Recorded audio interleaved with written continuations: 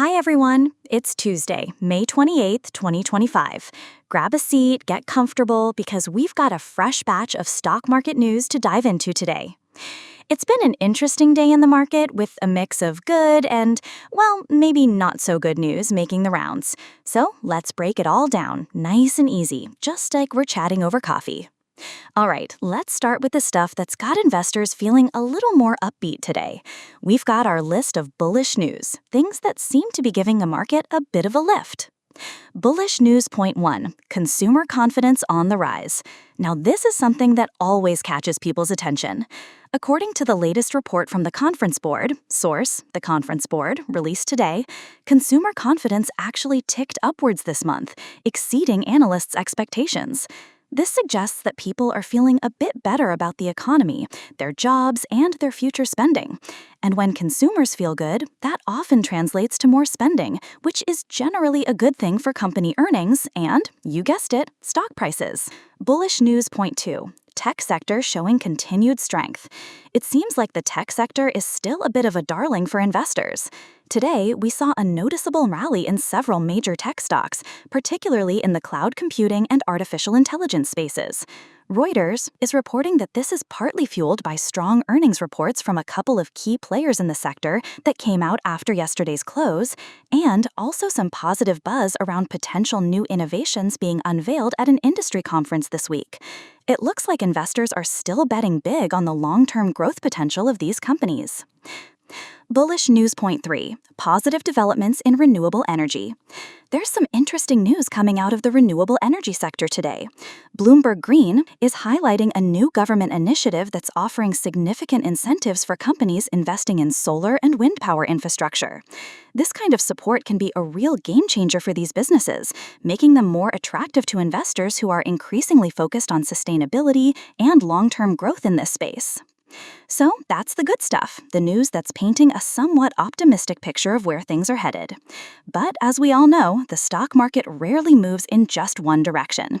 So let's take a look at the other side of the coin, the bearish news that might be giving some investors pause. Bearish news point 1, inflation concerns still lingering. Despite that positive consumer confidence report, the issue of inflation doesn't seem to be completely off the table just yet. The Bureau of Labor Statistics released some data this morning showing that while the overall inflation rate remained steady, certain sectors, particularly energy and food, are still experiencing price increases.